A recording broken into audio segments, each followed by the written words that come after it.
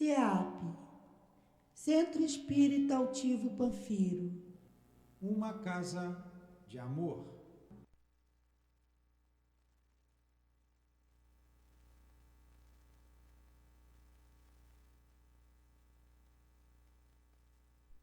Boa noite aos nossos ouvintes. Que Jesus abençoe a nossa noite de estudos. Vamos continuar com o estudo do Evangelho. Estamos no capítulo 5, item 27. Item 27. Capítulo 5, bem-aventurados aflitos. Não é? Bem-aventurados aflitos. Vamos no início do capítulo, vamos ler aqui para fazer a prece.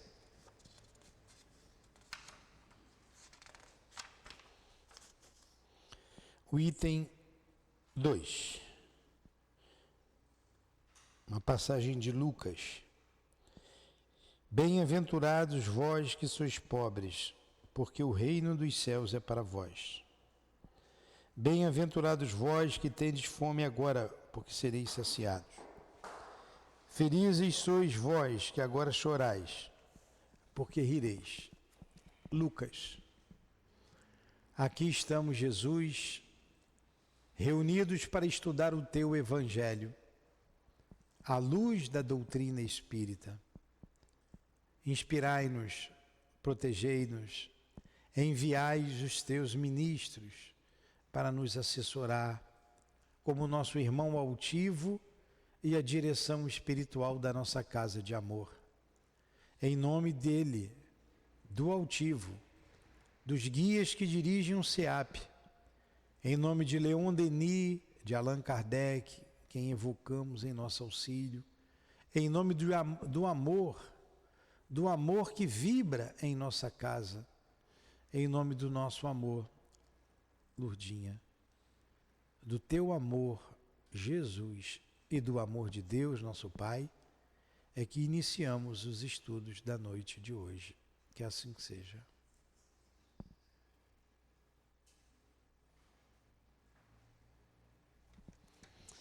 Vamos lá. O capítulo 5, Bem-aventurados aflitos, porque serão consolados. Nós vamos aqui para o item 27. Aí vou fazer a pergunta. E você, como é que é teu nome? Como é que é o nome do seu filho aí? Diogo. Diogo, vamos ver se você responde. Vou fazer a pergunta que está aqui. Deve-se pôr um fim às provas do próximo quando se pode ou é preciso, por respeito aos desígnios de Deus, deixá-la seguir seu curso? Por exemplo, alguém está sofrendo. Pô, vai ficar sofrendo. Vou matar então, vou acabar com a prova dele. Não é essa a pergunta. Não, também não pode, mas não é essa a pergunta não, eu fiz a pergunta errada, eu exagerei. E está perguntando o seguinte: deve-se pôr fim às provas do próximo? Você está passando por uma prova, está passando por uma dificuldade. Eu posso te ajudar a dar um fim a essa prova? Não? Tem que deixar você passar por ela. Então vamos lá. Resposta. Nós vos temos dito e repetido muitas vezes que estais nessa terra de expiações para concluir as vossas provas, e que tudo o que vos acontece é uma consequência das vossas existências anteriores, os juros da dívida que deveis pagar. Porém, esse pensamento provoca em certas pessoas reflexões que é necessário evitar, porque poderiam trazer funestas consequências. Algumas pessoas são de opinião que no momento em que se está na Terra para expiar, é preciso que as provas sigam seu curso, como vocês falaram. Está em prova, a dificuldade é dele, tem que passar por isso. Eu não posso ajudá-lo. Opinião de vocês. Ele está colocando aqui, uma opinião. Existem outros, né, outras pessoas que chegam a crer que não só não se deve fazer nada para atenuá-las, né, deixa seguir a prova, como também, ao contrário, é preciso torná-las mais vivas, contribuindo assim para que sejam mais proveitosas. Então a pessoa está afundando no lodo, empurra para ir até o nariz logo de uma vez. Outros ainda pensam assim. Tudo bem. É um grande erro. Vocês vão entender, é um grande erro. Sim, vossas provas devem seguir o curso que Deus lhes traçou. Mas conheceis esse curso? Você sabe que até onde a pessoa tem que sofrer? Sabeis até que ponto elas devem seguir? E se vosso Pai misericordioso não determinou ao sofrimento deste ou daquele vosso irmão, tu não irás mais longe? Sabeis se a providência não vos escolheu, não como instrumento de suplício para agravar os sofrimentos do culpado, mas como bálsamo consolador que deve cicatrizar as chagas que a sua justiça havia aberto.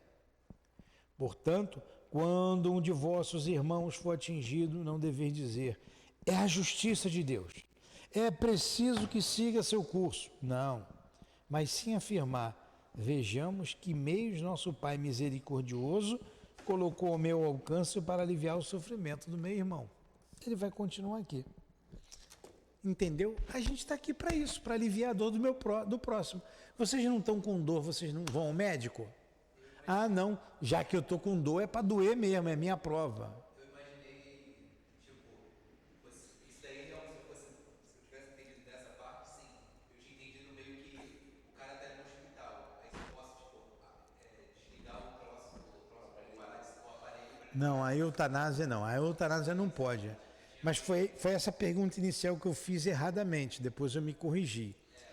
Então, tem gente que tem opinião, não, está sofrendo, isso é problema dele. Bota apelido no cara, aleijadinho, o cara não tem uma perna. Se ele nasceu sem uma perna e não pode ter uma perna mecânica, se o outro está com fome, eu não posso dar um prato de comida? Se vocês estão com uma dificuldade, eu não posso ouvir? A gente deve, porque Jesus não curou leproso, não curou cego, não curou aleijado? O cara nasceu aleijado, é para morrer aleijado, vai morrer aleijado. Mas Jesus não curou? É porque a prova dele acabou. Eu acho que também esse é contra os princípios do que a gente estuda, né? Se a gente fala que tem que dar o amor. A caridade, o amor, Por isso que eu entendi de outra forma. Tá, mas agora entenderam, né? Aí ele continua aqui, ó. Mas tem gente que pensa assim. Tem religião que pensa assim, não, é a prova dele, tem que passar por isso, eu não posso fazer nada. Não tem culpa. Tem, sabia? E muita gente. Tem outros que ainda aperta mais ainda. Tá ferrado mais um pouco, vou explorar ele é pobre, está precisando mesmo. Eu dou umas migalhas que eu der para ele, já tá bom para ele. Tem gente que pensa assim. Ó.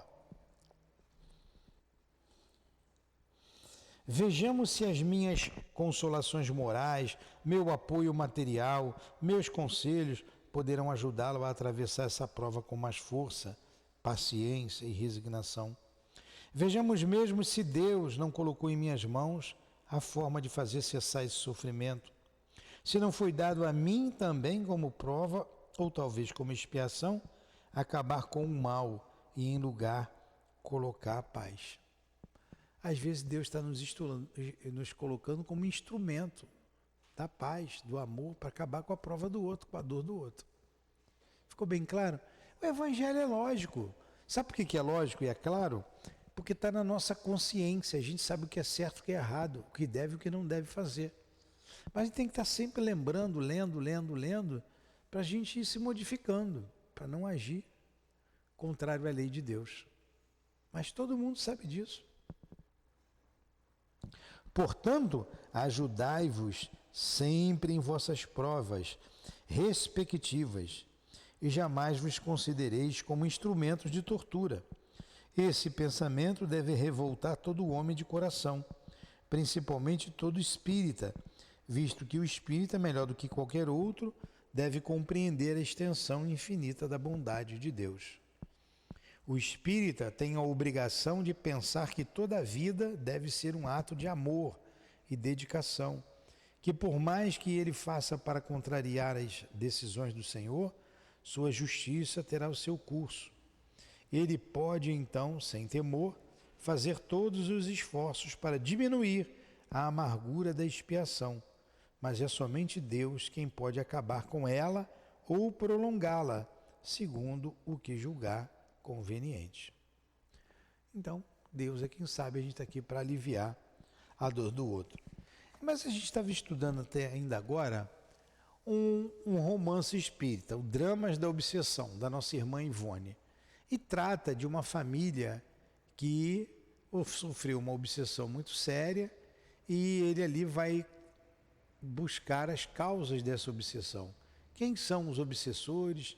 Quem são aqueles que ofereceram, que sofrem essa obsessão, chegando a 2 dessa família cometer suicídio por causa da obsessão. Então vamos lá, é um mal, é uma perseguição. Então aquilo tem que acontecer? O que diz a lei? A lei diz assim: o escândalo há de vir, mas ai daquele que é motivo de escândalo. Se alguém sofre a lei, quem aplica a lei é Deus e não um homem. Mas se eu quiser voluntariamente ser motivo de escândalo, quer dizer, eu aplicar essa lei, o problema é meu. Porque aí eu vou ter que prestar contas da lei. A gente sabe que nada acontece por acaso. Vamos supor que o Gabriel vai passar por uma expiação séria. Então, eu vou e mato o Gabriel. Aí a mulher do Gabriel sofre, ele morreu, a expiação, ele tinha que passar com isso. Agora alguém tinha que matar o Gabriel, eu tinha que dar um tiro nele? Não. Mas ele ia tomar um tiro? Não necessariamente. Não. Ele poderia sofrer uma dor naquele lugar que ele tomou o tiro, que ele sentia a mesma dor do tiro e desencarnar, sem que ninguém precisasse ser instrumento da lei. Aí eu ia dizer, mas ele me deve, ele não me deve, ele deve à lei. Os males que fiz nessa vida e em outras vidas, que nós não nos lembramos das outras vidas, o meu problema, a minha dívida é com a lei. A lei de Deus. Com a lei. Não com o indivíduo. Entendeu isso? Ficou bem claro, né? Senão, Jesus tinha que voltar um monte de vezes até Judas se ajustar com a lei. O problema do Judas é dele com a lei de Deus, não com Jesus. Jesus perdoou, Jesus compreendeu, Jesus nem se sentiu ofendido. Ficou triste, né, com o que aconteceu lá. O amigo se enganou, prosseguiu, mas Judas tinha que... Agora, alguém ia ter que trair Judas? Não necessariamente. Mas se o outro quisesse ser instrumento da lei, o problema ia ficar com o outro. Senão nunca teria um fim, sempre ia ter alguém para poder fazer o outro passar por aquilo. E não é assim que a lei funciona. Entendeu, Leno? Eu vou pegar aqui um exemplo interessante, um outro exemplo interessante, que eu gosto de contar, já contei algumas vezes. Está lá num livro daquele ali do Irmão X, escrito pelo médium Francisco Cândido Xavier. E o espírito é o Irmão X, o Irmão X.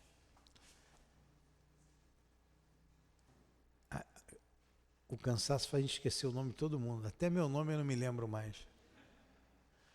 Enfim, conta ele uma história interessante. Um livro de, acho que é Contos e Pontos, um daqueles livros ali que vem contando aquelas histórias curtas. Então ele diz que lá atrás, há uns 300 anos atrás, mais ou menos 300 anos atrás, um homem recebeu a herança do seu pai, da família.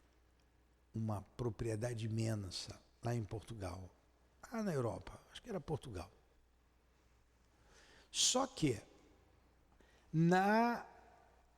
a herança cabia a ele e a um filho bastardo que o pai teve lá.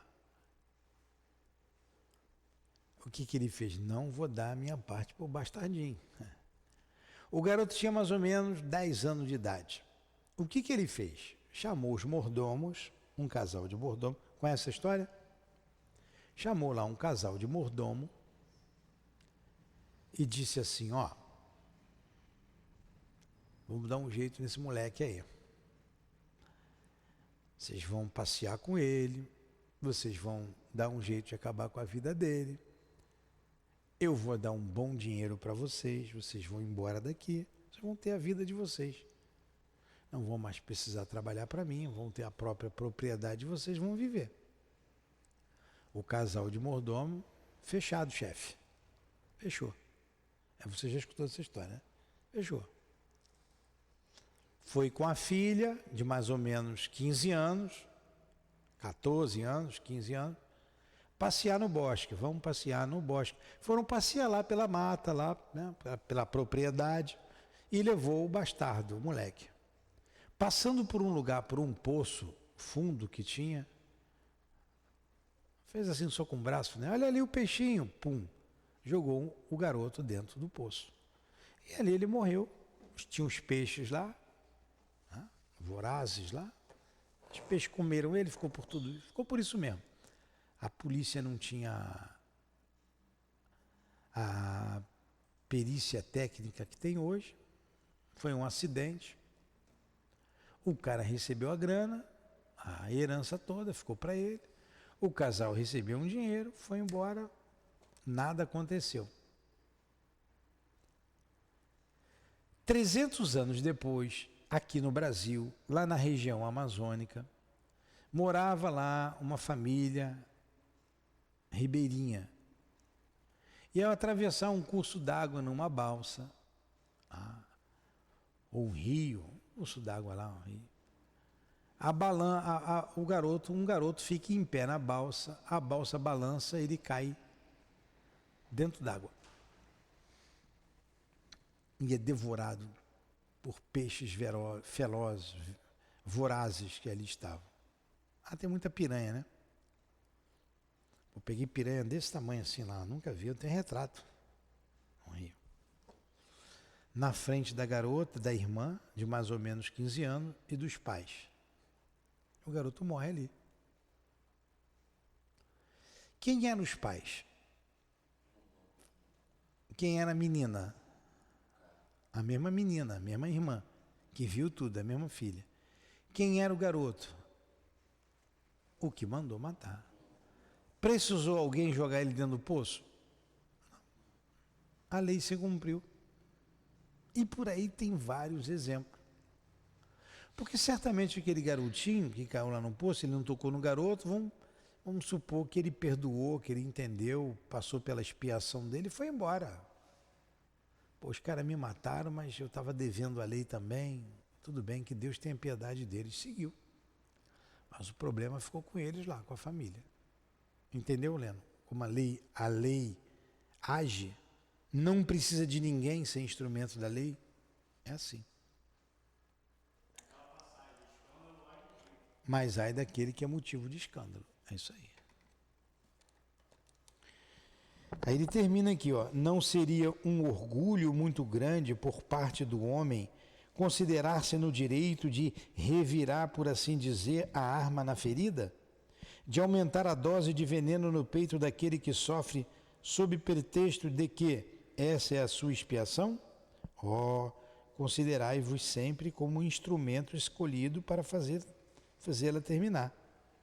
Resumindo, todos vós estáis na terra para expiar, mas todos, sem exceção, deveis fazer esforços para amenizar a expiação de vossos irmãos, de acordo com a lei de amor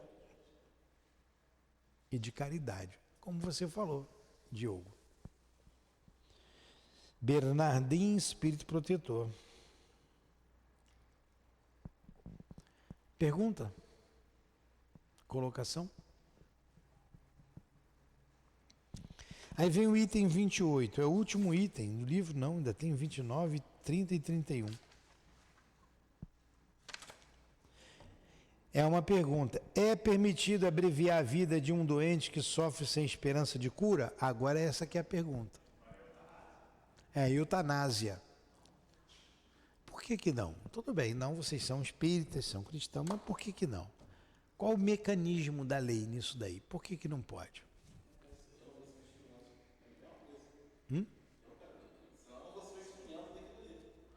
Pois é, você vai ser um instrumento. E você sabe se a pessoa vai morrer, se não vai morrer? Ele vai contar aqui, ele vai falar, vai colocar esses exemplos aqui. Vai falar, vai uma pessoa na boca de um canhão, será que ela não vai ser tirada na hora ali, não vai morrer? A gente não sabe. Mas 1 minuto de arrependimento também poupa aquele que vai desencarnar muitas dores. Para tudo tem uma história, né? A doutrina espírita é rica disso, dessa história. Essa você não sabe. Você vai aprender depois quando estudar o livro aqui. Sexo e Destino, do Chico. Psicografia do nosso irmão André Luiz. História interessante. História muito interessante lá. Mas o que acontece? Vou pegar lá o fim, o pedaço que nos interessa. É um livro muito interessante. A garota é perseguida pelo padrasto. Ele queria pegar a garota à força. Mas ele nem sabia que era o próprio pai dela, ele não sabia, mas ele era pai. Pensava que era padrasto. E ele arma toda uma situação para poder usar a garota. Ele arma uma situação. Ela se apaixona por uma pessoa, marca o encontro, ele intercepta que ele estava de olho nela, manda um bilhete para ela, marca o encontro com a pessoa, no lugar ela vai, ele se disfarça, mas quando ela vê que é o próprio pai, para ela era chamava de pai, ela não sabia que ele era padrasto dela, mas também acho que ele era pai mesmo, mas era o próprio pai, e ela se desespera, e ela sai correndo. Ela sai correndo, que é na cidade do Rio de Janeiro que acontece isso. E atravessa a rua sem ver, um carro atropela. Ela vai para o hospital, fica em estado de coma.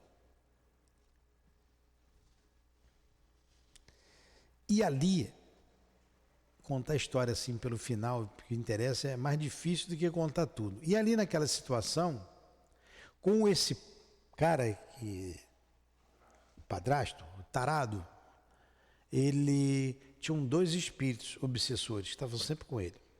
Os 3 juntos, vão pegar a garota. Né? Os espíritos também iam se locupletar ali naquela situação. E ela dá entrada no hospital e fica lá entre a vida e a morte. E ele descobre que a garota realmente era filha dele. E ela em coma, a pessoa em coma, ela sabe tudo o que está acontecendo em derredor. Ela sabe. E ela estava numa situação de raiva, né? De ódio, E quando ele descobre, ele fica tão desnorteado que ele vai numa farmácia, vai num farmacêutico e pede um veneno. Pede um veneno, diz que é para matar o rato e tal, o farmacêutico desconfia, esse cara vai se suicidar. Tá bom, vou te dar o veneno.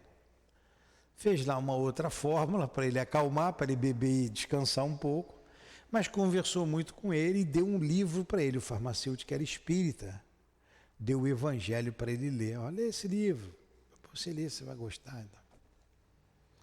Ele foi para casa, tomou lá um remédio, dormiu, acordou, não morri, né? Não há nada, acabou. Aí resolveu ler o livro. Já que eu não morri, vou dar uma lida no livro. E ele sim canta pelo livro. E começa a ler avidamente. Aí ele volta lá no farmacêutico. Aí conta toda a história e tal, leva no centro espírita, ele começa a estudar, isso aí em dias, ele está estudando. E os obsessores lá, os 2 parceiros dele, estavam sempre com ele, leram o livro junto. Aí se tocaram quando soube também que a garota era filha. Aí entra o socorro espiritual. Quem vai contando a história toda é o André Luiz. Aí eu não me lembro lá o nome do instrutor. Hã? Não, souberam depois, souberam com ele. Tem espírito que é tão ignorante quanto a gente, pô. Souberam com ele lá da história. Aí vai o André Luiz, tem lá um instrutor, no caso aí, eu não me lembro quem é, neste caso.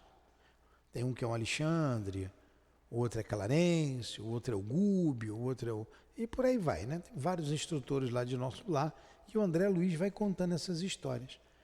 E o instrutor está lá, pega os dois obsessores e fala assim, ela não pode morrer agora. Vocês vão me ajudar. Bota a mão aqui, os dois ficaram com a mão ali, tomando conta dela, mantendo ela viva.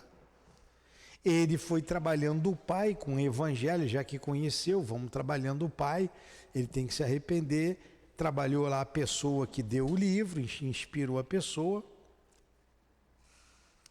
Ele se comoveu e foi lá pedir perdão à filha. Ele chorou muito, foi lá no hospital. Os dois obsessores mantiveram a garota viva, foram eles que mantiveram com o fluido vital. E quando ele pede perdão, ele pega na mão dela, me perdoa, minha filha. Ele falou as coisas lá que um pai fala para a filha.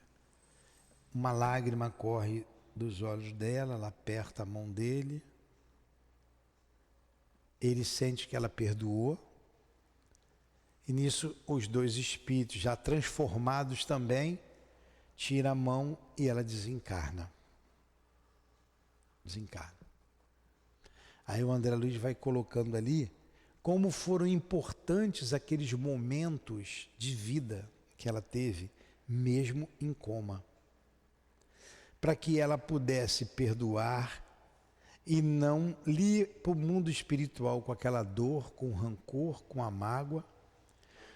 Foi importante para os obsessores que se transformaram, foi importante para o pai, foi importante para todo mundo.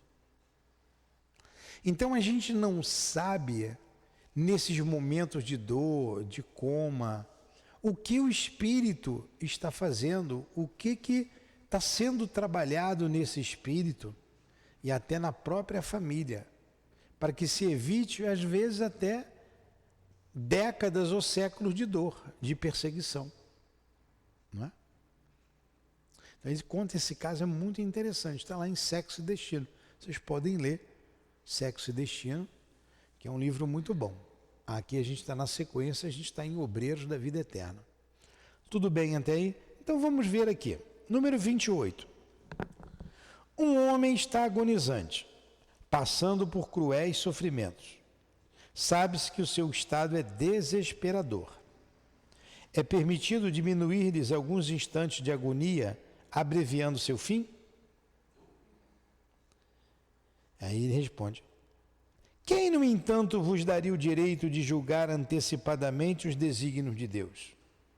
Não pode ele levar um homem até a beira da sepultura para depois afastá-lo de lá, a fim de fazê-lo voltar-se para si mesmo e de levá-lo a outros pensamentos?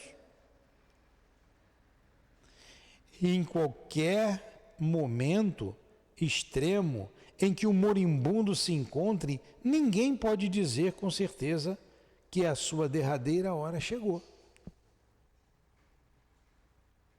A ciência nunca se enganou em suas previsões? Kardec é enxuto, né? Aqui é São Luís que está respondendo. A doutrina espírita é muito lógica. Não tem como você não entender isso. Sei muito bem que há casos que se podem considerar com razão como desesperadores, mas se não há nenhuma esperança fundada de um retorno definitivo à vida e à saúde, existem inumeráveis exemplos em que, no momento de exalar o último suspiro, o doente se reanima e recobra suas faculdades por alguns instantes. Pois bem, esses momentos de auxílio divino que lhes são concedidos podem ser para ele da maior importância, visto que ignorais as reflexões que seu espírito pode fazer durante as convulsões da agonia. E quantos tormentos um minuto de arrependimento pode lhe poupar? Olha o exemplo aí. Mas temos também um exemplo interessante. A gente pode botar aqui. Quando Jesus foi crucificado, tinham 2 ladrões também sendo crucificados. Aí um deles faz uma reflexão, pô, vou morrer. Estou na cruz. Pô, eu mereço isso, eu sou um criminoso. Pô, mas o Senhor Jesus, o Senhor não merece, eu mereço. E olha a reflexão que ele faz, né? Lembra-te de mim, Senhor, quando estiveres no paraíso. Porque ele sabia que Jesus ia para um lugar bom, porque Jesus era justo. Mas ele não era justo. Olha a reflexão que ele fez. E se ele fosse linchado lá na hora, em vez de ir para a cruz, pegassem ele, linchasse ele, lá qualquer coisa apedrejava, né? Ele ia desencarnar revoltado, com violência e revoltado com a revolta de uma porção de gente em cima dele. Ali, ele teve tempo de pensar e repensar na sua vida. Poupou ou não poupou longos anos de dor para ele? Poupou. Poupou. Entenderam? Está cansado já? Já estão com sono? Agora eu ia perguntar assim, e se tivesse, vamos dizer assim, um filho morrendo e dois não espíritas, porque se fosse espírita ia ser mais fácil a gente falar que não pode, né? Vamos dizer que os dois não são espíritas, a mãe e o filho está morrendo. Aí o filho fala, mãe, por favor, eu estou sofrendo muito, desliga o aparelho, se ninguém sabia, desliga o aparelho. Aí a mãe, mas filho, eu quero te ter mais perto de mim, não sei o que, não sei o que lá. Ele, mãe, mas eu não aguento mais, eu estou sofrendo muito, estou sofrendo muito. E a mãe se comove com aquilo, e ela vai lá e ela desliga o aparelho. Aí, agora eu pergunto, será que os dois são culpados? Só a mãe é culpada? Assim, no meu entendimento, assim, eu acho que os dois são culpados, né? Mas Você está vendo como a lei está na cabeça? Os dois têm culpa. Ele que não foi resignado diante da dor, e ela também que não compreendeu a lei de Deus. Ninguém tem um direito o maior direito que um ser humano tem, o maior de todos os direitos, é o direito à vida. Ninguém tem o direito de tirar a vida do outro. Ninguém. Não há isso na lei de Deus. Você não pode tirar a sua própria vida nem a vida do outro. Se ele está passando por aquilo, tem uma razão de ser. O que eu tenho que fazer é para aliviar os seus dois. Quer um exemplo? Ele já conhece esse exemplo. O altivo foi visitar uma pessoa. Tinha uns 19 anos, 18 anos, rapazinho, novo. No dia de Natal, aí fez 18 anos, o pai comprou uma moto para ele, deu uma moto para ele. Ele ligou a moto, saiu da garagem, caiu com a moto, bateu com a cabeça no meio-fio, nem andou com a moto. Rolou. Ficou tetraplégico, só mexia os olhos e a boca para falar. Não mexia mais nada. Na cama, 18 anos. A dor para o pai, para a mãe, a culpa, né? Por que eu fui dar moto? Que sempre acontece. O rapaz, jovem, cheio de força. E aí? Mata ou não mata? Mata de uma vez. Vamos acabar com o sofrimento de todo mundo. Pai e mãe ficam com mais culpa ainda. O que aconteceu? Por que aconteceu aquilo? Muitas pessoas, que injustiça, que pecado. Um homem, um garoto, um rapaz, cheio de futuro, promissor. O altivo perguntou para o doutor Herman, né? O que houve? Que problema é esse? O doutor Herman mostrou para ele. Aquele rapaz tinha sido suicida. Ele botou uma corda no pescoço e pulou. E quando ele pulou, fraturou uma vértebra aqui em cima, na cervical. E morreu ali, enforcado, e a fratura da vértebra. Ele marcou o seu perispírito. Estava ali, ó, pedindo reparação à lei. Então, ele, por uma revolta, por não aceitar, ele não falou o motivo, mas certamente que foi isso, por não aceitar a dor, ele se suicidou. Agora, ó, tá ali, ó, sinal de alerta, tá na hora. Ele sofre o acidente porque a marca tá ali e ele vai passar pela dor e tem que passar resignadamente. Os pais, de alguma maneira, de algum modo, têm alguma coisa a ver com aquilo tudo. Tá entendendo como é que funciona a lei de Deus? É assim. Entendeu, Leno? Vamos lá, então. A gente já respondeu aqui, já leu?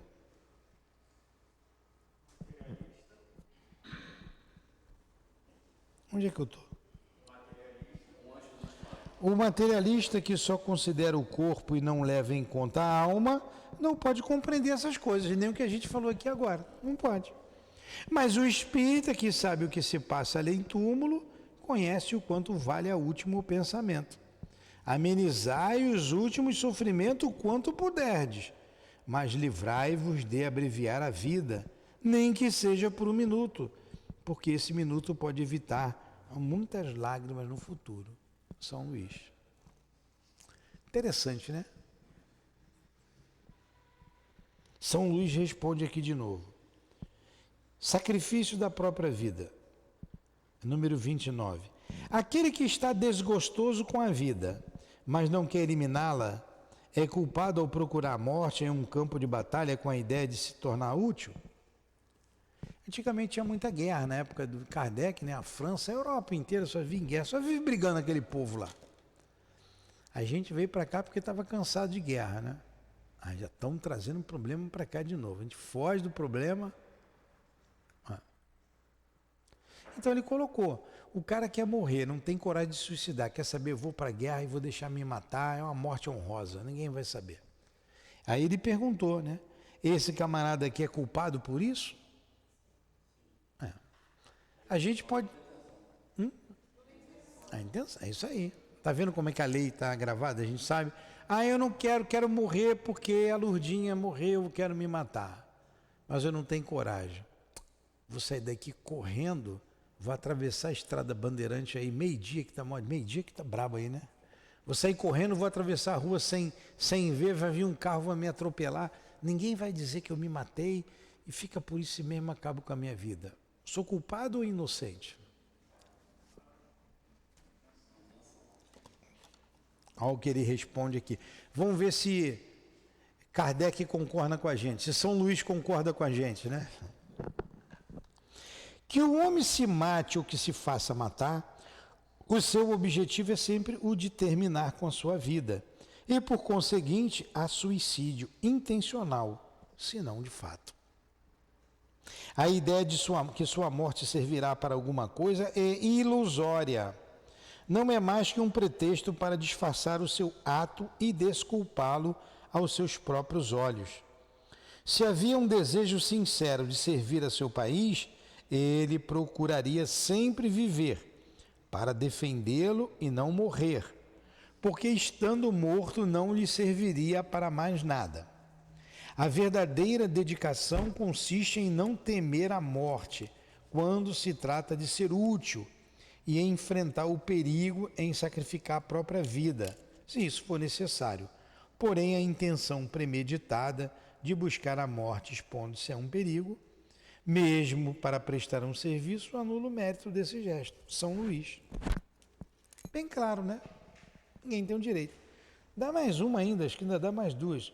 Então, vamos... aí Kardec é chato, né? Quer dizer, no bom sentido. Ô, Kardec, o senhor é o mestre, me perdoe. Estou dizendo assim, ele vai fazendo as perguntas, porque ele é detalhista, ele quer saber tudinho. Mas um homem se expõe a um perigo, e um homem que se expõe a um perigo iminente para salvar a vida de um dos seus semelhantes, sabendo previamente que essa atitude poderá custar a própria vida. Tal procedimento pode ser encarado como suicídio? Para você, Diogo.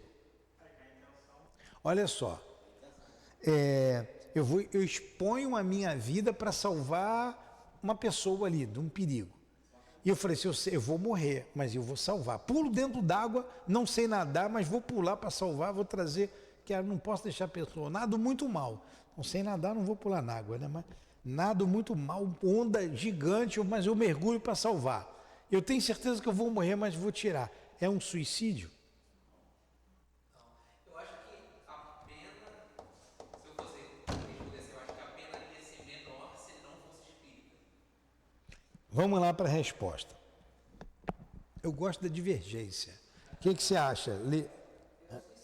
É suicida?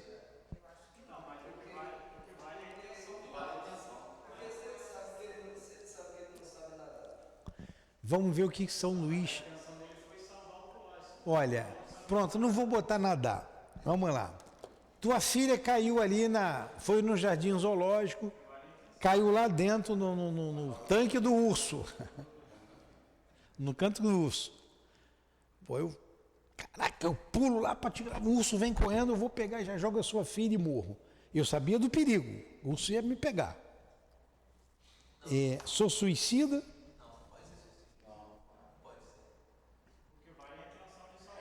De repente o urso chega para mim, dá uma cheiradinha e vai embora, né? Vamos ver a resposta aqui. Desde que não exista a intenção de procurar a morte, é a intenção.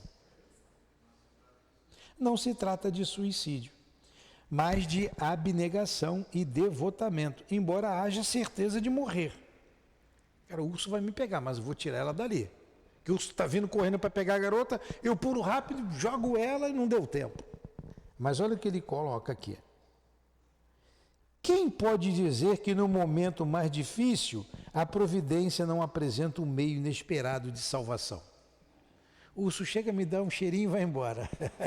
Aí passa a lamber em vez de morder. Ela não pode salvar até mesmo. Ela não pode salvar a providência, né? Até mesmo aquele que se acha à frente de um canhão? Muitas vezes a providência pode querer prolongar a vida da resignação até o seu último limite. Então um fato inesperado desvia o golpe fatal. Ficou bem claro? Eu tenho uma pergunta sobre aquilo lá da guerra. Quer que faça a pergunta agora ou quer que faça depois? Pode fazer agora. É porque eu vi um documentário na Netflix que o nome é Entre a Vida e a Morte. Aí tem umas paradas que são tipo, bem nada a ver, mas tem um capítulo de reencarnação no nome, até porque essa aí é americana.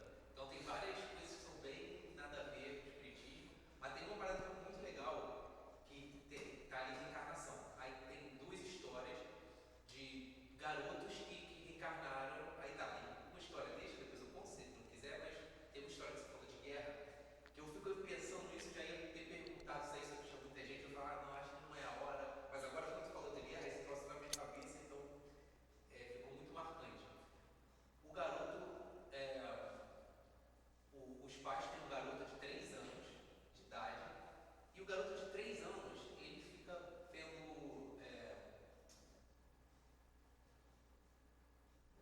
avião, batida de avião, guerra, não sei o que, não sei o que lá. E ele com 3 anos, ele começa a falar o nome dele, que não é o nome dele, que é o nome da reencarnação passada. É o meu pai veio ali, é um documentário sobre a vida dele. Aí eu tava pensando, mas será que isso daí foi armado? Mas enfim. Aí pelo nosso espiritismo a gente fala, eu acho que não. Aí ele, com 3 anos, ele lembra do nome dele, da outra vida. E o pai, cara, que nome é esse? Por que meu filho está falando isso? Aí com 5 anos ele começa a lembrar de muitas outras coisas da vida. Aí o pai leva lá, ele reconhece. Não, aí eles procuram na internet várias coisas que esse garoto de 5 anos fala Da vida anterior dele, do passado dele, ele lembra. Tá, em curta conversa, vamos lá, qual a pergunta? O que eu tô querendo. Esse garoto é um médium? Minha pergunta, esse garoto é um médium ou ele é um sofredor? Não, ele nem é médio nem é sofredor. Então, eu vou repetir o que você falou aqui, porque não escutam em casa. O Diogo perguntou que ele leu um documentário, eu também li sobre isso daí. O garoto lembrava da outra vida dele. Deve lá, morreu num acidente lá na guerra, lá com um avião. E vai a detalhes lá. Aí ele perguntou, esse garoto é um médium ou esse garoto é um sofredor? nenhuma coisa nem outra. Ele lembrou, é uma lembrança da alma. É muito comum as crianças lembrarem de fatos da vida passada até os 7 ou 8 anos de idade. Depois elas esquecem. É lembrança da alma. Por que que ela lembra? Porque o corpo ainda não se formou totalmente. O espírito ainda não se prendeu totalmente ao corpo. Então, até os 7 anos de idade, a criança está se prendendo ao corpo físico. Tem um exemplo, por exemplo, desculpa aí a redundância, de uma amiga nossa, a Beth Operti. A filha dela lembrava até os 4, 5 anos tudo que aconteceu, como ela escolheu a mãe no mundo espiritual. Aí ela entrou no ventre da mãe. No dia do nascimento, a mãe passou mal, ela contava tudo. Você passou mal, mãe. Meu pai te levou para o médico, chegou lá, o médico demorou, aí o médico chegou de carro, falou o carro do médico, só faltou falar a placa do carro. O médico foi subindo, esqueceu alguma coisa no carro, voltou, apanhou o que ele tinha que apanhar e depois ele entrou na sala. Quando ele entrou aí, não me lembro de mais nada. Ela nasceu. A alma que lembra. É lembrança da alma. Nem é mediunidade. Agora, ela pode ser médium também? Pode, mas isso não é mediunidade. Isso é anímico. Anímico vem de anima, alma. É de anímico, da própria alma, tá? Então vamos para o último item. Eu ia parar, mas dá tempo aqui. Que é São Luís de novo respondendo. A gente fecha aqui. Proveito dos sofrimentos para outros. 31. Aqueles que aceitam seus sofrimentos com resignação, por submissão à vontade de Deus, e tendo em vista a felicidade futura, só trabalham por si mesmos? Podem eles tornar seus sofrimentos proveitosos para outras pessoas? Quer dizer, eu vou trabalhar só para mim, eu já sei da vida futura, vou trabalhar para mim, eu posso tornar esse meu trabalho proveitoso para outras pessoas?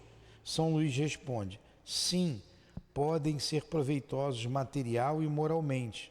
Materialmente, se pelo trabalho, pelas privações e pelos sacrifícios que se impõem, contribuem para o bem-estar material dos seus semelhantes. Moralmente, pelo exemplo que dão de submissão à vontade de Deus. Esse exemplo do poder da fé espírita pode levar os sofredores à resignação e afastá-los do desespero e de suas funestas consequências para o futuro. São Luís. Entenderam? Ficou bem claro? Perguntas? Não? Pergunta nenhuma? Vocês estão vendo como foi fácil? Sabe por que foi fácil para vocês? Porque a lei está na consciência. A gente sabe o que é certo e o que é errado.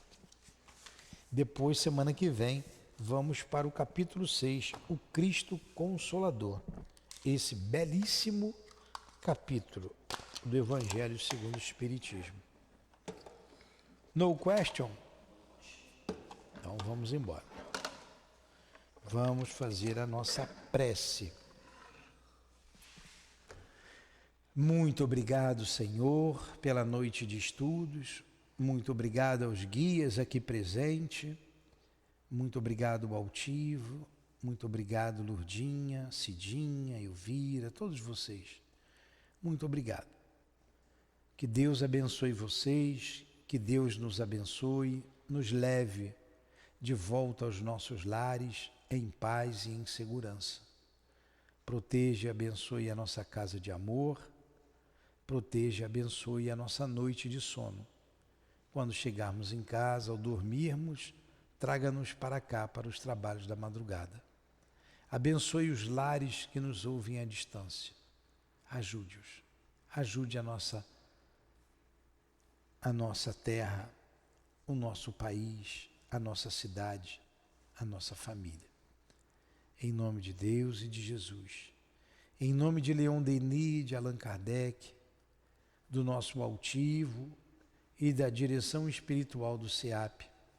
Em nome do amor, do nosso amor, Lourdinha, pedimos a devida permissão para encerrarmos, em nome de Deus acima de tudo e de Jesus de Nazaré, os estudos da noite de hoje. Que assim seja.